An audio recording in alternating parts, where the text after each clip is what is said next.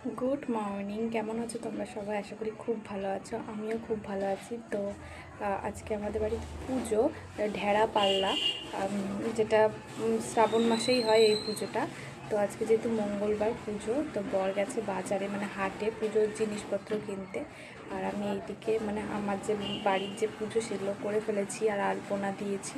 আমার শরীরটা একদম ভালো নেই, প্রচণ্ড পরিমাণে জ্বর। তা উঠে স্নান টান করে যা পুজোর যাবতীয় কাজ আমি করে ফেলেছি, বাকিটা শাশুড়ি করবে। তো এখন উপরে এসেছি, ভাবলাম একটুখানি তোমাদের ভিডিওটা শেয়ার করি, একটুও শরীর ভালো নেই। তো আজকে যেহেতু পুজো, এই পুজোটা মঙ্গলবার হয়, ঢেড়া পাল্লা বলে। শ্বশুরবাড়ির দিকে এই পুজোটা আছে। তো পুজোটা হচ্ছে 3 জায়গায় পুজো দিতে হয়, মানে বাড়ির পুজো, আমাদের বংশী শীতলা মায়ের পুজো আর মনসা মন্দিরের পুজো, সেগুলো সব শাশুড়ি দেবে। আমি শুধুমাত্র আলপনা দিয়ে এসেছি। তো আমি ওপর নিচ সব আলপনা দিয়ে এসেছি আর ঠাকুর ঘরে 3 জায়গায় মুছে দিয়ে এসেছি। যেহেতু আমার শরীরটা একদম ভালো নেই, বলছিলাম যে প্রচণ্ড পরিমাণে জ্বর, তাই জন্য তাকাতে পারছি না ঠিক করে, মানে কথাই বলতে পারছি না।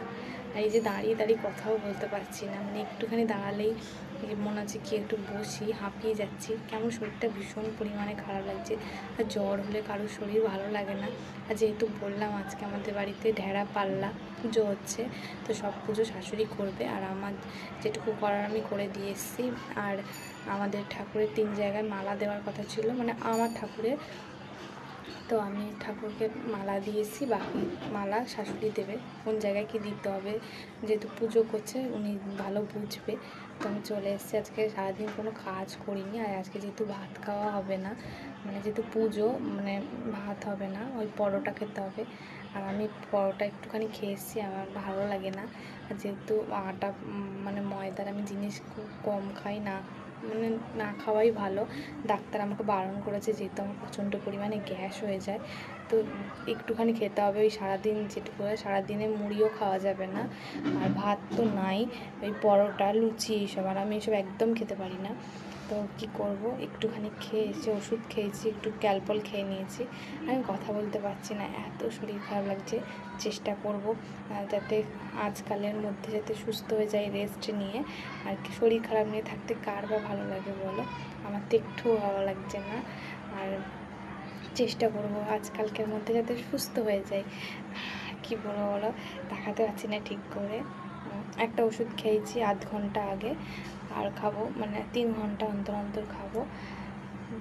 আর কালকে পর্যন্ত ঠিক ছিলাম, আর সকাল থেকে দেখছি মানে রাত্রির নয়, ভোর 4টে নাগাদ দেখছি কি প্রচণ্ড পরিমাণে শরীর খারাপ লাগছে আর জ্বর চলে এসছে। তো কি বলবো, আর ভিডিওটা কন্টিনিউ করতে পারবো কি না জানি না, আর ইচ্ছেও করছে না আজকে, তাও করছি কিছু। আমি ঠিকঠাক করে আলপনা দিতে পারি না, এটা হচ্ছে আতপ চালের আলপনা, মানে আতপ চাল বেটে আলপনাটা দিতে হয়, হাতে দিয়েছি। আর এই যে ঠাকুরকে মালাও পরিয়ে দিয়েছি। আর এটা হচ্ছে 5ই আগস্টের ভিডিও, মঙ্গলবার। তো সকাল সকাল বললাম যে পরোটা কিনে এনেছে আমার বর, আর আমার এই পরোটা লুচি টুচি ভালো লাগে না, তাই একটুখানি খেয়ে নিয়েছি। তারপর আলুর বড়া করছি, মানে দুপুরে মুড়ি খাওয়া। প্রথম বলছিল মুড়ি খাওয়া যাবে না, রুটি লুচি পরোটা, তারপর বললো না মুড়িটা খাওয়া যাবে, তাই আলুর বড়া ভাজছি। আর বললামই তো শরীরটা ভালো নেই, তাই অন্য তরকারি আর কিছু করলাম না, নইলে ইচ্ছে ছিল পটল আলুর তরকারি করার। এত কিছু করব মুড়ি খাওয়ার জন্য দরকার নেই, শুধু আলু ভেজে নিয়েছি, মানে আলু বেসন দিয়ে পাতলা পাতলা করে কেটে বেসন দিয়ে ভেজেছি, সাথে শুকনো লঙ্কা ভেজেছি। আর অনেকটাই ভেজেছি, যেহেতু অনেকজন খাবে, মানে অনেকজন বলতে আমার ঠাকুমা শাশুড়ি, আমি, আমার বর, আমার শাশুড়ি, তো সবাই খাওয়া দাওয়া করবে, তো তাই দেখো অনেকটাই ভেজেছি, অনেকগুলো আলুই ভেজেছি। তো দুপুরবেলা খাওয়া দাওয়া করে আর ভালো লাগছিল না, তারপর ওষুধ খেয়ে শুয়ে পড়েছিলাম। আর এই ভিডিওটা হচ্ছে আগস্ট মাসে 5 তারিখের ভিডিও, মঙ্গলবার, মানে কালকের ভিডিও আজকে পোস্ট করব। কি বলো তো, বাঙালি মানুষ তো, ভাত ছাড়া কিছুই আমি খেতে ভালোবাসি না, রুটি লুচি পরোটা বা খিচুড়ি পোলাও কিছুই না। আমি পুরো আমার বাবার মতো হয়েছি, আমার বাবাও এগুলো খেতে ভালোবাসে না, আমিও না। দেখো আজকে আমাদের দুপুরের খাবারের মেনু হচ্ছে এই যে আলুর বড়া ভেজেছিলাম, ওটা, মুড়ি, আর একটু চানাচুর নিয়েছি, একটা লঙ্কা ভাজা নিয়েছি। সকালে বলছিলাম যে মুড়ি খাওয়া যাবে না, কিন্তু এখন বলছে যে মুড়ি খাওয়া যাবে, তাই মুড়ি খাচ্ছি।